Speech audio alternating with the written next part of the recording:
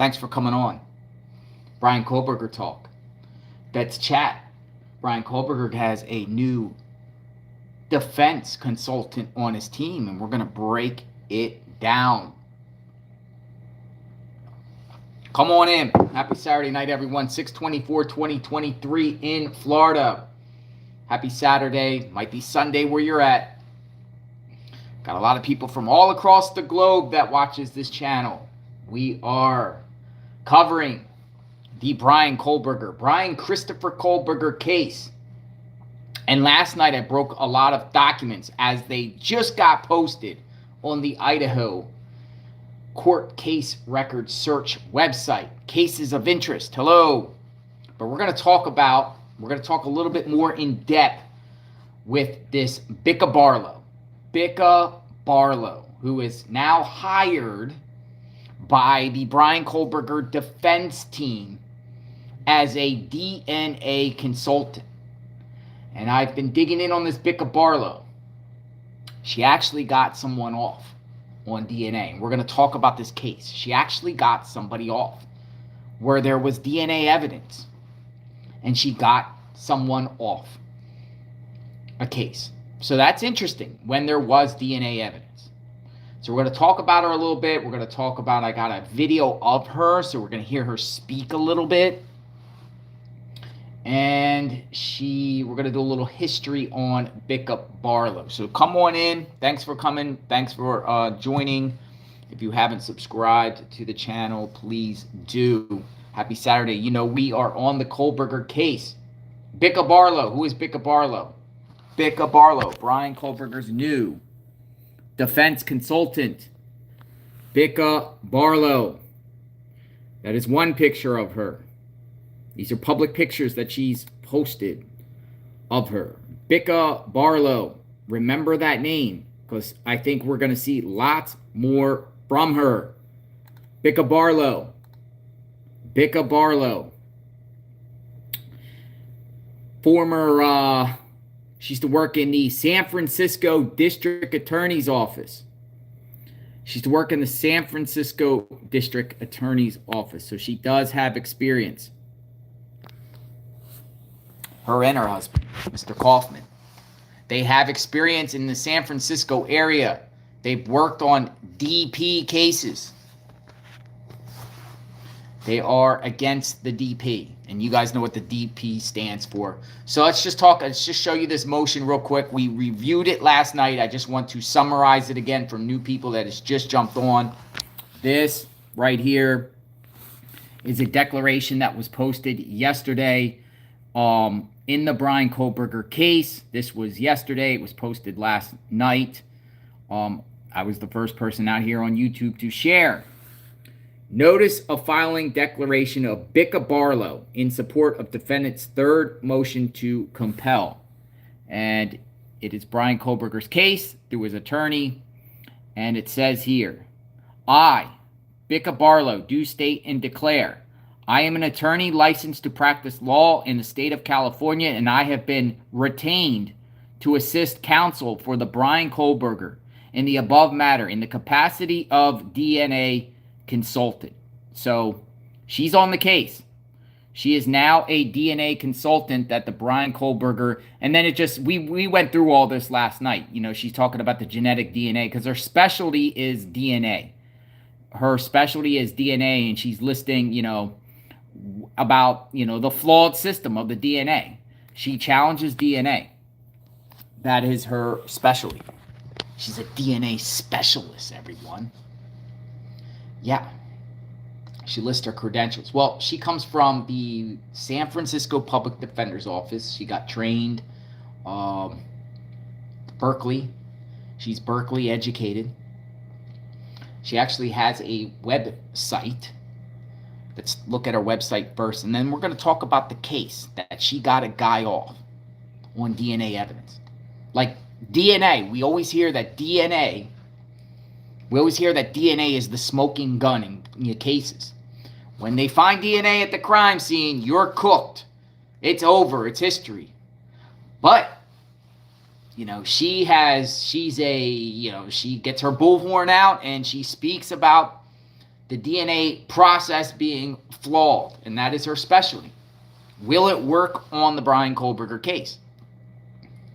How much she's been hired for, I don't know. She's already filed one motion. I suspect that she'll file many more. I think the crux of this entire Kohberger case, based off what we've been seeing lately, and the smoking gun when it comes to Bryan Kohberger at that crime scene, is that DNA on the ninth chief, who the defense says was planted, by the way. They used the word planted. The defense also said they're hiding. The prosecution is hiding this case. They're hiding the case. But I do think that DNA on this night sheet is going to be a huge factor. And not only a huge factor, but Bicka here, she's going to be testifying like numerous times. And I think she's going to be filing a lot of briefs in motion. So this is her website.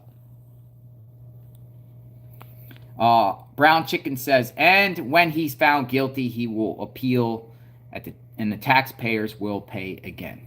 So this is Bicka. Forensic DNA Consulting. Biography. Rich Buddy, welcome to media. Thank you. Welcome aboard. Bicka Barlow received a Bachelor of Science degree from the University of California, Berkeley in genetics. She pursued her scientific academic interest and obtained a Master of Science degree from Cornell University in the fields of genetics and developmental biology, with minors in plant molecule biology and cellular biology. So she's smart. Miss Barlow's studies focused on the molecule mechanisms for controlling the expression of genes during development in plants and yeast. Miss Barlow moved on to the law and obtained her JD from the University of San Francisco School of Law, graduating. After serving as a research attorney for the Criminal Division of the San Francisco Superior Court, Miss Barlow opened her own private criminal law practice. From the beginning, she focused on DNA cases. During her time in private practice, Miss Barlow acted as an attorney consultant on over 100 DNA cases at all stages of the proceedings, from trial to post-conviction, in federal and state courts. In 1998, Miss Barlow, along with lead counsel Michael Burt, conducted the first successful challenge in the United States the admissibility of STR evidence in the case of People versus Boykins. We're going to have to look up this case, because we've seen STR, we've seen that acronym in the Bryan Kohberger case a lot. Miss Barlow was DNA counsel in a capital case in 2000 that resulted in a life verdict. Miss Barlow was also co-counsel in a capital post-conviction case in Dennis Lawley, in which she was responsible for the handling of tool mark evidence. This evidence was the only physical evidence linking Lawley to the homicide. Later, the evidence that the gun found in Lawley's possession was the murder weapon was disproven by the discovery of the actual gun, found buried in a field almost 20 years after the crime. I think he was ultimately still convicted, though, Lawley. And I think this had something to do with like the Aryan Brotherhood. It was like a crazy case.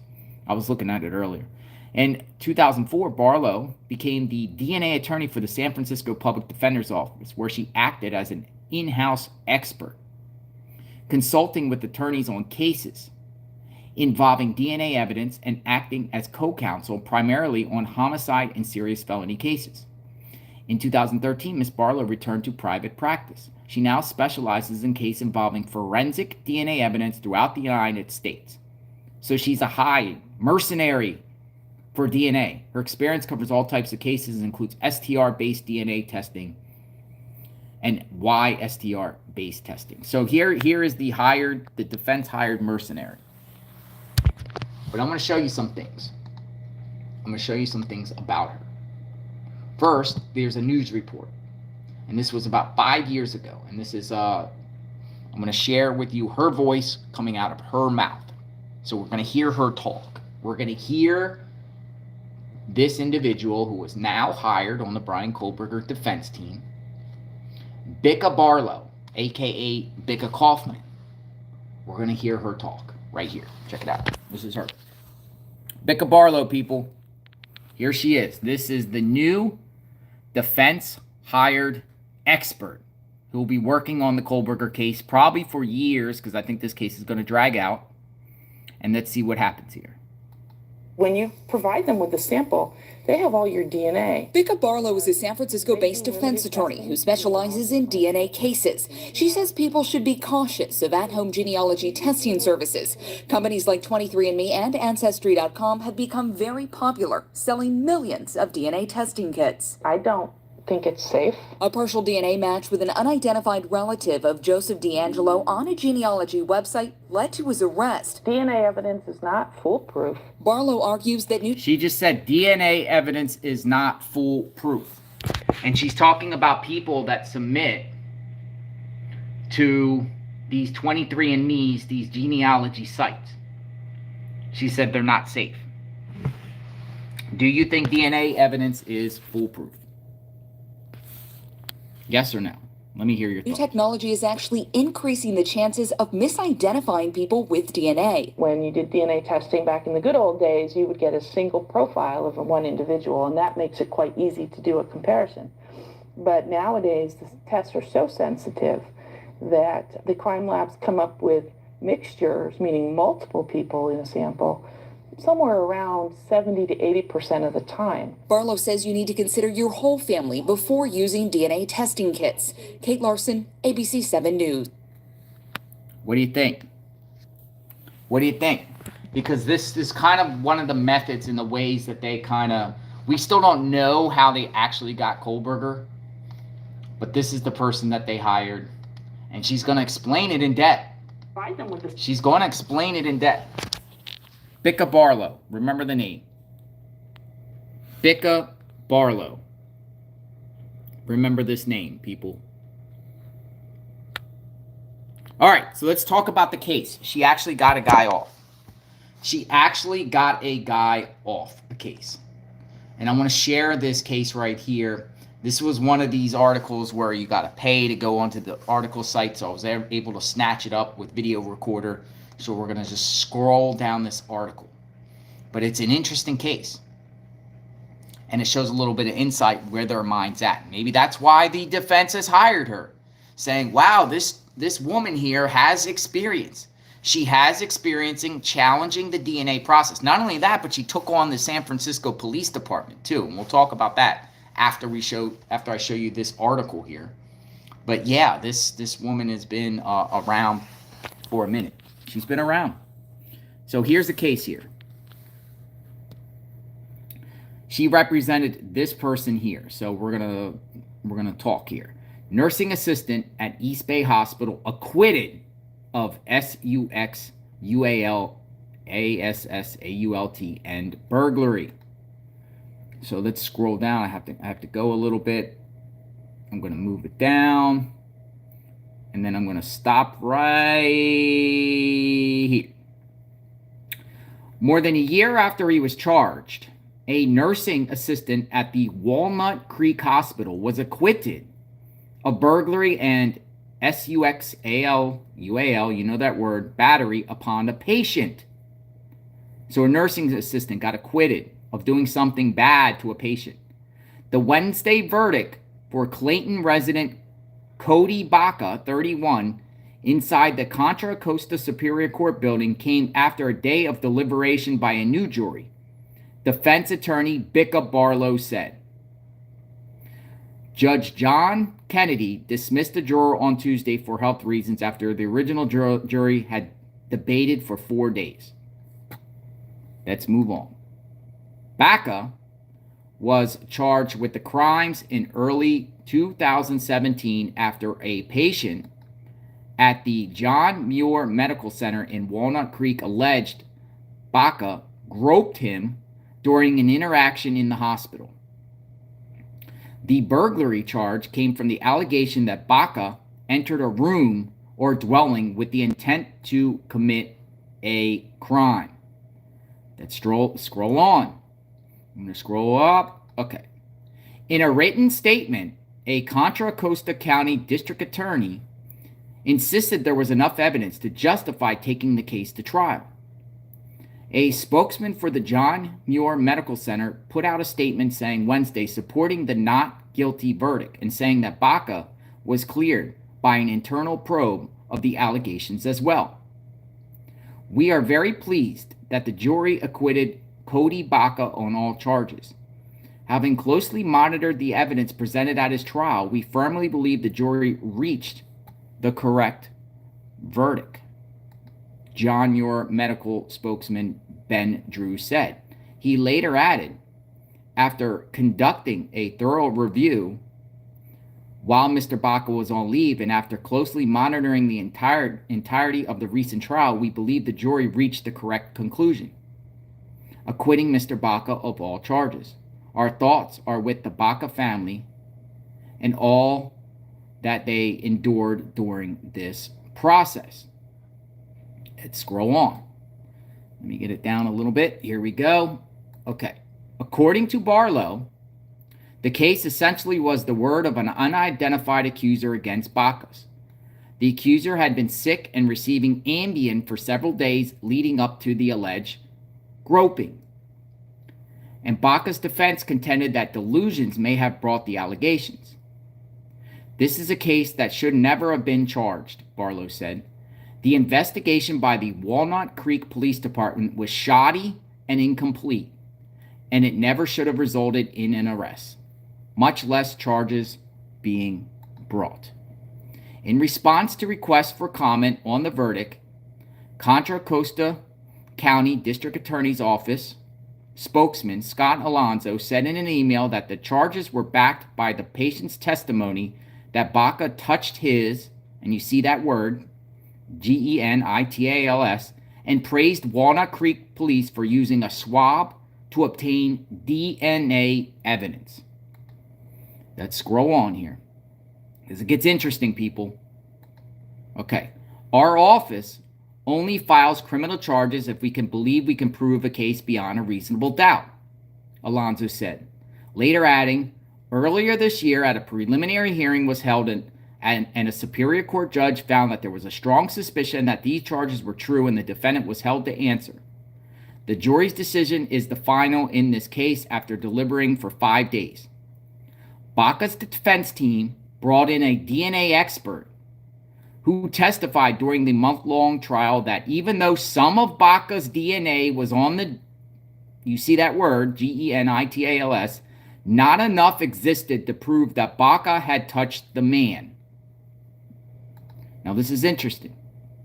Right here. The swab showed 20 to 30 strands of Bicka's DNA, Barlow said. According to the expert, Barlow said about 10,000 strands. Oops, I'm sorry. Let's scroll back. Having difficulties here. According to the expert, Barlow said about 10,000 strands of DNA could fit into the tip of a needle. The amount was so minuscule, Barlow said that it raised the probability that Bicka's DNA may have come from incidental touching on another part of a man's body. Bicka and the hospital remain the subject of a civil lawsuit by the man that has not gone to trial. So she did represent somebody charged with an SA-type crime. But they were saying just the little amount of DNA raised the possibility that it came from incidental touching. And I think that's interesting when it comes to the Kohberger case, because we heard on documents last night.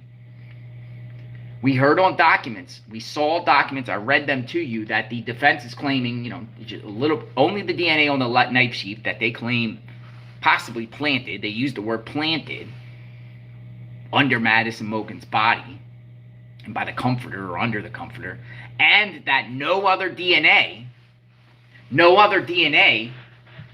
was found from the victims in Kohberger's apartment, in Kohberger's steptoe or his car, white Hyundai Elantra, in his Pullman office, or his parents' home.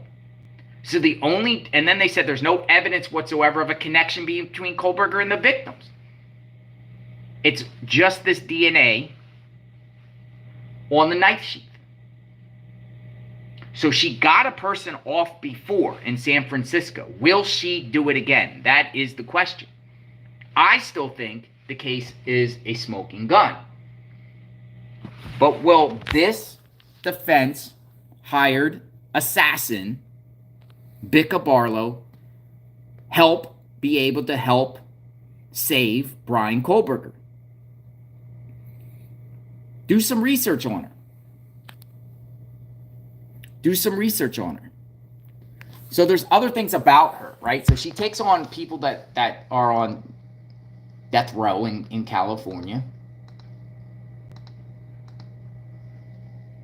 She was a part of this scandal in San Francisco revolving around the San Francisco Crime Lab. And I want to read this article right here.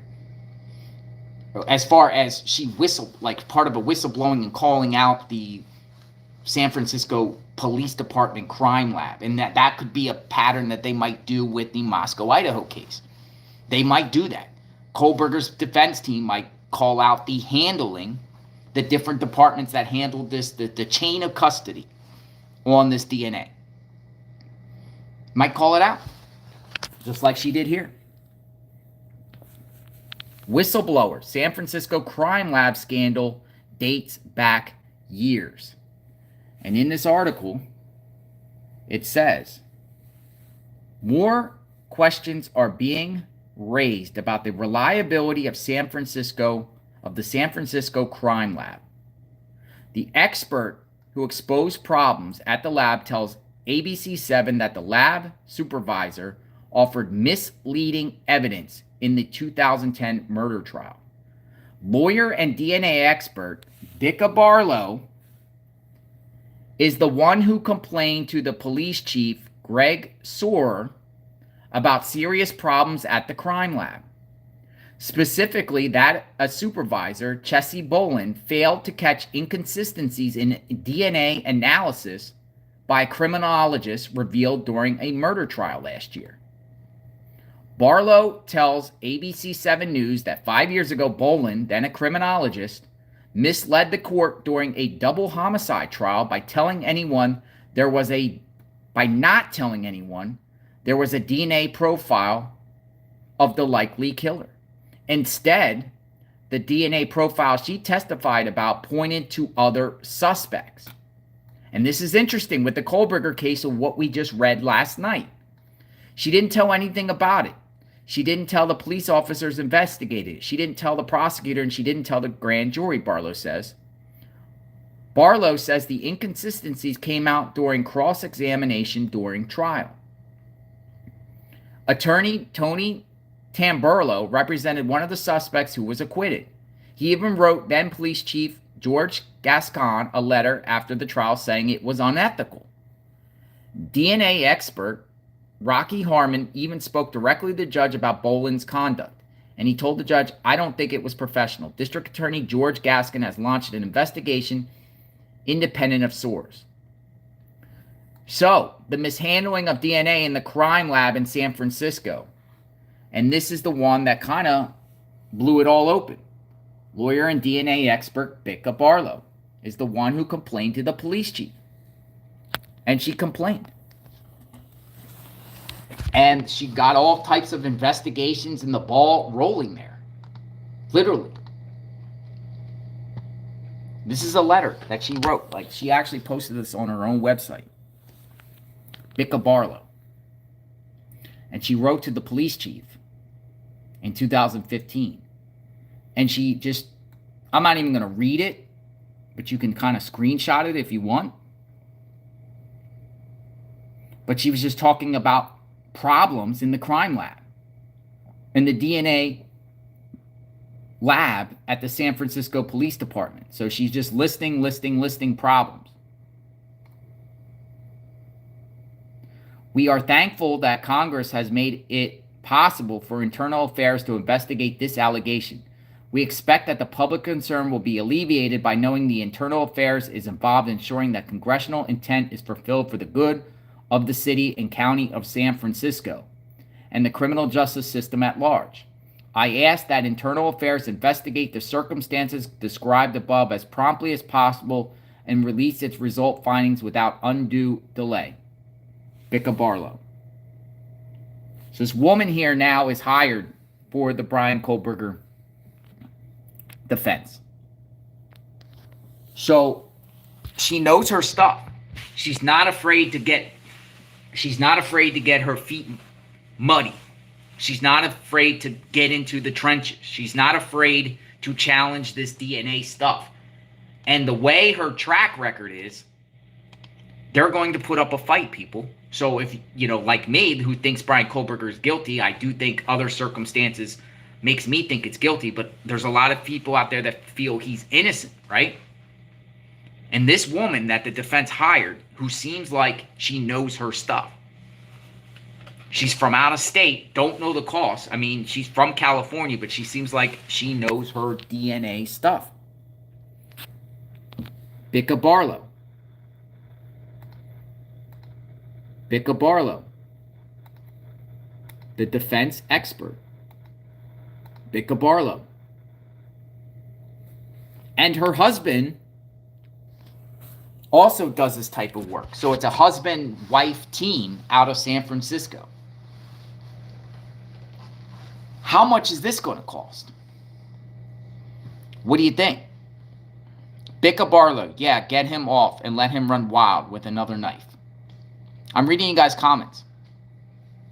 But we have to get this information out there so you guys know who these people are that the defense is bringing on. She also brought on another guy.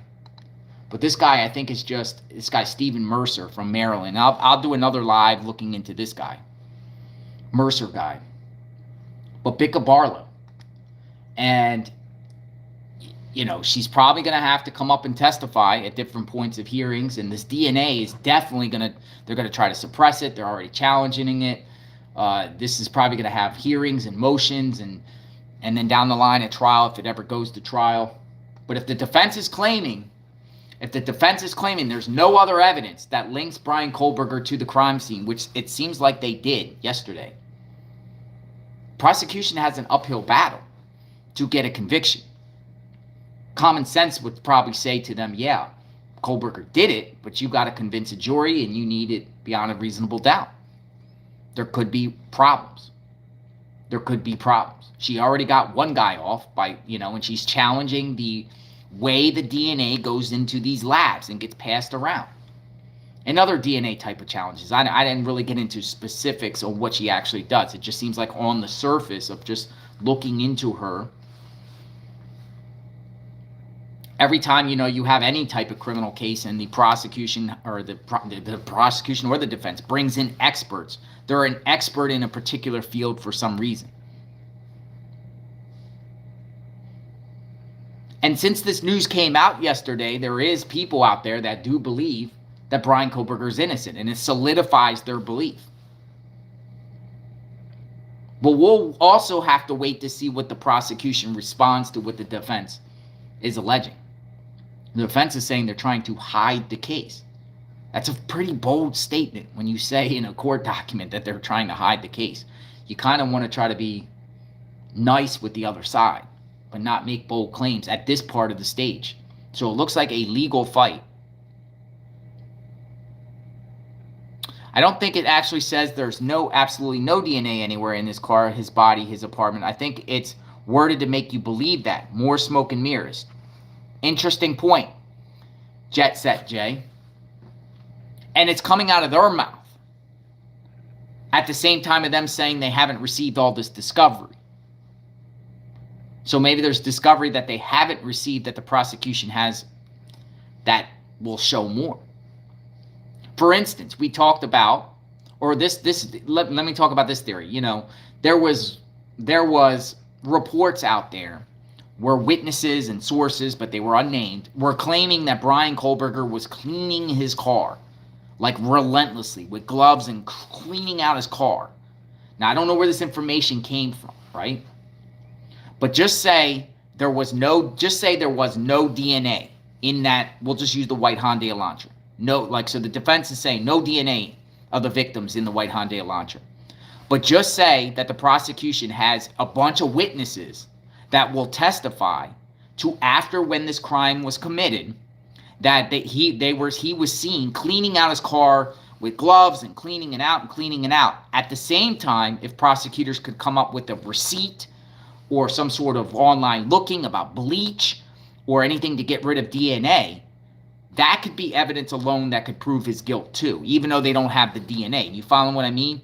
The conduct after the crime, call it the cover-up, the conduct, could be very damaging for Kohberger if the prosecution has something like that. If they get 4 or 5 people to testify, I seen him, scrubbing his car down all outside his mom's house or in step-to apartments. I seen him out there doing all this to his car and fiddling through and putting on trash. And I seen him at the grocery store down there at Lewiston the next day. Remember, he was at the grocery store the next day. I seen him in there buying all types of bleach and cleaning supplies and gloves. That kind of circumstantial in a sense of possibly guilt. So we'll have to wait and see on that. Just because it's not there, and then, we don't know. We don't know. And then we still don't know, and I see people putting in here the alibi aspect. We don't know anything if he has an alibi or not, if he'll be able to provide that. But you remember, hold this too. Cases can get convicted with absolutely all circumstantial evidence. You don't need direct evidence for a conviction on any criminal case. The prosecution can convict a person on entire circumstantial evidence. Sometimes they use a little direct evidence, a bunch of circumstantial evidence. Sometimes they use a lot of direct evidence, little circumstantial evidence. It can go any way, or all direct evidence. Direct evidence meaning direct at the crime scene, directly involved with the case. Circumstantial makes it look like. So they can convict. I'll show you. Let me see if I can get something on here. They can convict on that. Circumstantial. So just because they're saying right now, the defense is saying there's no other DNA of the victims and there's no connection with Bryan Kohberger, the victims. Okay. If that's even true, the prosecution still might have a rack of circumstantial evidence. You really think they can circumstantial evidence convict? Oh.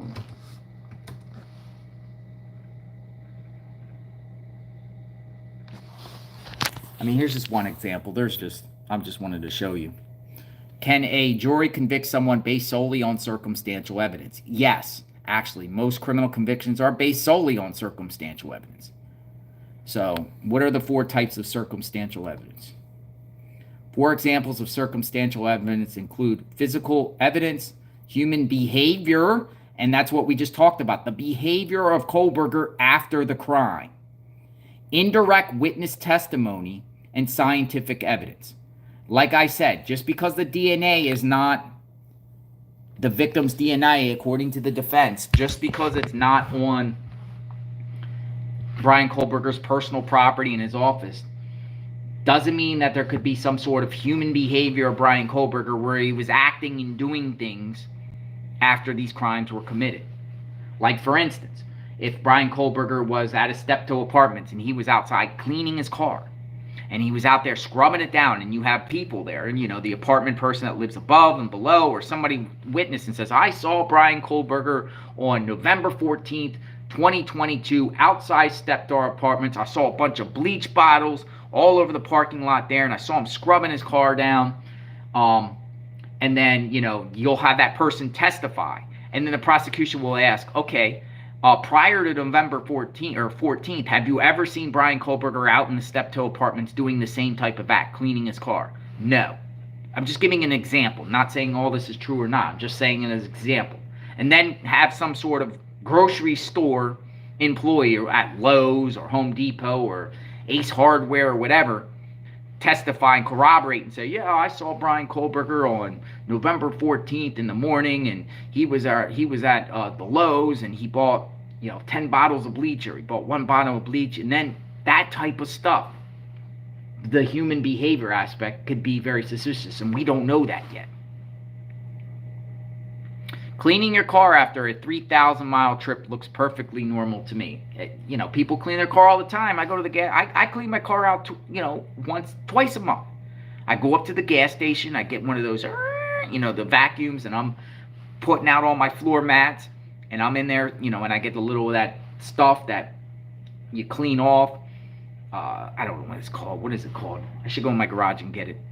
The stuff to spray and make it shiny all over my dashboard and everything like that. I go down there and get all the, clean it up.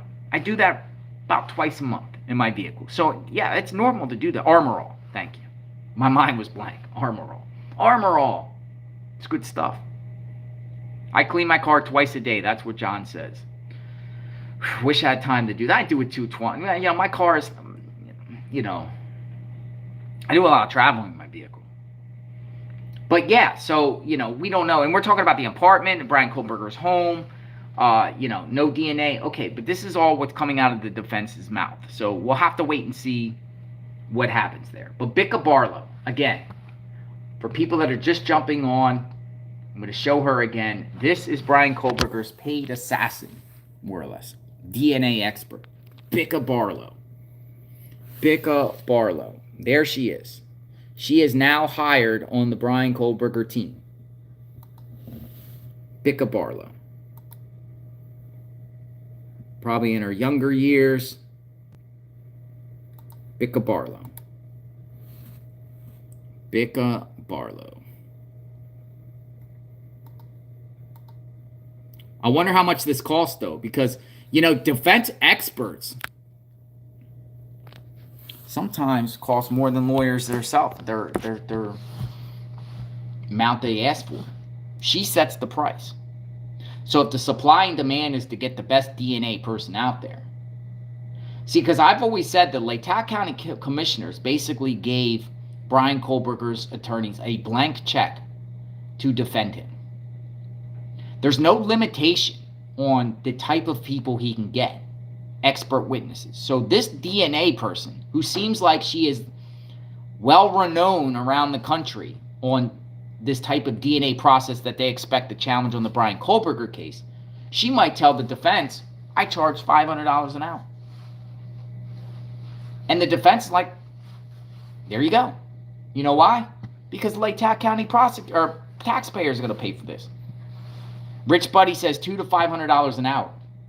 I really do think so nowadays. If the lawyers are making $200 an hour, why wouldn't the defense expert, who is also an attorney, she's an attorney too, she ain't going to take lower than what her attorney salary is. And most private attorneys, $200 to $500 average. Some make more. Some make $750 an hour. Some of the big wigs, $1,000 an hour. But we'll say she probably is charging $500. JLR, what are your credentials and experience? Well, I wrote for Original Media Group from 2015 all the way to 2018. I work for At Night Media right now. I do freelance work for At Night Media. I operate the site JLR Investigates. A lot of times media comes to me and uses my footage and get paid that way sometimes. So that is my credentials. I've been writing news articles probably for the last 6 years. I've written over 600 news articles. I'm trying to grow a YouTube channel. I consider myself a gonzo journalist, guerrilla journalist, which means sometimes I have a biased opinion in my reporting, but I can do it my way. So that's what somebody asked. Thanks for asking.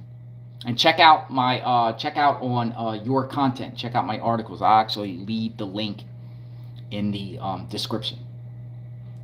But I've been covering true crime cases for 5 or 6 years. It's kind of a passion and everything like that. I'm pretty good. They call me the FOIA terrorist. A lot of people, behind the scenes, police departments, everything, because I am like an open records requester. Like basically, as I pound police departments and agencies with record requests. I'm pretty good at submitting records requests and getting records. Case in point, you guys have been seeing a lot of the records I've been getting on this channel, police reports and behind-the-scene records, and sharing them with all of you. So I do that. That's my specialty. So everyone has a talent. Everyone has a special. Tina Balbina. Thank you, Tina. The Bronco lady. You can do a lot of cleaning in 6 weeks. Good point. You can. Remember, he got caught December 30th, 2022, at his parents' home, Lambston Drive, Efford, Pennsylvania. He had 6 weeks to clean. He had 6 weeks, almost 2 months, to clean. We don't know where he cleaned, if he cleaned.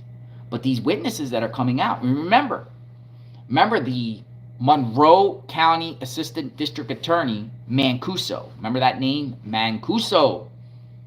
He's claiming at the time where they came in and got Bryan Kohberger at 1 something in the morning, a little after 1 in the morning, I think it was around 1:30 in the morning, he's seen in his own parents' kitchen / living room, or kitchen dining room. The kitchen dining room in his home is like this, it's all out in the open. And he's seen in there with gloves on, picking through trash, or one of those types. Now, I don't know if that's true or not, but that, if he was doing that at 1:30 in the morning, what are you doing that? What are you doing that for? 6 weeks after the fact. What are you doing there? So just because Jay Loxton, Bryan Kohberger's deputy attorney, who's under Ann Taylor, says that there's no direct evidence with this crime that police or authorities have with Kohberger to the victims and no DNA anywhere, doesn't mean that circumstantial evidence doesn't exist. I think circumstantial evidence does exist in this case, and that remains to be seen, and it's going to come out. But I just wanted to point out that it looks like there's going to be a struggle here, and a battle, a clash, all paid for by the Idaho taxpayers of Latah County, a clash between Bryan Kohberger's defense team. Think about this. He got 3 people. We got 3 defense attorneys. Ann Taylor, $200 an hour plus $200 overtime. Jay Loxton, the number 2, $180 an hour plus, I think he gets $200 an hour overtime, or $180 an hour overtime. And Alyssa Massoff in Payette County, she gets $180 an hour. Probably $180 overtime. Then you got Richard Battanti, the private eye, the former police guy from Indio, California. He's on the team. The former chief counsel for Boeing. So you got 4 people there. Now you have this woman as the DNA expert, which DNA is going to be the main focus of this case. She probably makes more than $200 an hour as the expert. She probably will make more than Ann Taylor. But we'll just say $200 an hour. How many hours is she going to work on this case? I think she's going to be hand in hand with the Kohberger defense. Hand in hand. All the way through. And she's from California. All that travel expenses and everything in California. The cost of California is higher than it is in Idaho, isn't it? The cost of living. But look up that case that I just shared with all of you. I hope everyone has a wonderful Friday. I'm going to leave it at that. Kind of short tonight. Short, quick, to the point. I am on this case. We are studying this case. Consider getting yourself a JLR mug, by the way. My eyes have been so focused. My eye, I don't know what's going on with my eye, but I got so much pressure here right now. I got like an eye strain or something like that. I've been taking a lot of ibuprofen. Might be allergies too, cat allergies, but man, it's like pressure. And I don't think it's glaucoma because I already went to the eye doctor. And they said pressure's fine, but it feels like pressure, like right in here. I don't know. Any doctors out there that could give JLR some advice? Dude, it's Saturday. Yep, work around the clock. I have not taken a day off since August of last year. I have not taken a day off since August of last year. So I've been working every day for the last 10 months. Literally. I work on Christmas. I worked on Thanksgiving. My social life is like none. There's like no social life I have. It's constant news. I've been monitoring the stuff that's going on with Russia, and that's crazy stories too. Focused a little bit on the submarine stuff. Ocean Gate. But this Kohberger case is fascinating. True crime and Kohberger. The majority of the case that I've been following is this Kohberger case opposed to other cases, though I follow many cases, but Kohberger I'm like honed in on. And I have a biased opinion. And I have a determination. But I'm also open-minded to the other side too. And I hear different points of views. And I engage with people on Twitter with my view that Bryan Kohberger is guilty, and I enjoy the engagement with other people. I don't disrespect anyone that has an opinion that feels Bryan Kohberger is innocent. I only disrespect the people that are like fangirls and love Kohberger, the weirdos out there that think he's hot, or put him in hearts and little collages and think he's cute and all that stuff. Those people are wacky. But there is people I engage with that feel he's innocent, and I enjoy that engagement. I enjoy hearing their point of view because it could shape my mind a little bit, or hear the other side. But I will concede that this is looking like a battle. Like there is going to be a battle. Ultimately, I think the prosecution will prevail. They always do. But it will be interesting to see. And this is not going to trial in October, people. No way. It's not even close. I'm just waiting for when they say it's going to be delayed. And honestly, I think on the 27th, these motion hearings on the 27th, I think they're going to hint at this time that they're not ready for that October 2nd. I really do. And then, of course, we got less than a month left before the prosecution decides if he's going to seek the DP in this case. You think the prosecution's going to seek it? I do. Oh, there was a news report. Ashley Banfield reported yesterday. Did she report it yesterday? She was talking about, the prosecution was speaking with the victims' families, consulting with them. And on that, she said that the Gonzalez family, I guess all of Madison Mogen's family, Xana's dad, Jeffrey Carnodle, they're all for the DP. She said that they spoke with Xana's mom, Kara, and she wants life. She doesn't want the DP, and she's out of jail, by the way. And then there's no idea what the Chapin family wants at this time. So it looks like two families and a half a family, because Xana's mom and dad are divorced. Xana's dad wants the DP. Xana's mom doesn't want the DP. So it looks like it's more towards the DP as far as what the family's wishes are. We'll see what happens. Chapin family doesn't say a lot. Yeah, they don't want to participate in the proceedings. And again, I was a little critical of that, but again, we're not in their shoes, and it's their right. Every victim's family behaves a certain way, and they grieve and they cope and they want justice in their own way. That's their own way. Us outsiders, we can't tell them how to feel. They're feeling, and they want to go through this process, and if they don't want to participate in the proceedings, they don't have. I mean, that's on them. You might agree with it, you might not. We don't have no say, any of us. That's them. That's them. But I ultimately think the philosophy belief of the Chapins, I think they're against the DP. Personally, I think their thinking is against the DP, but we'll see what happens. We'll see what happens. We'll see if the prosecutor even a consultant with them. DP won't bring them back. Yes, they say that this does not change the outcome. They throw that out there. JLR, rest your eyes, bro. I know, right? We only have 2 sets of eyes. We got to preserve them. But I'm going to get something to eat. You guys have a good night. We'll talk soon. Justice for the victims and their families. The Bryan Kohberger case, JLR. I am on it. You guys have a wonderful Saturday night. Be safe. Lock your doors. Love your loved ones. Stay vigilant.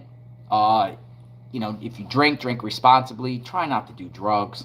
Obey all speeding laws. And if you get pulled over by authorities, or be kind and nice. Don't get into a provocation with anyone out there. The world is wild. If you're out there, and please just be nice to people in person, because people are just wild, and there's hot-tempered people out there. The world is also good. The world has badness, but it also is very, very good. I love this world. Love every moment. Cherish it. We'll talk soon. God bless everyone. Have a great day.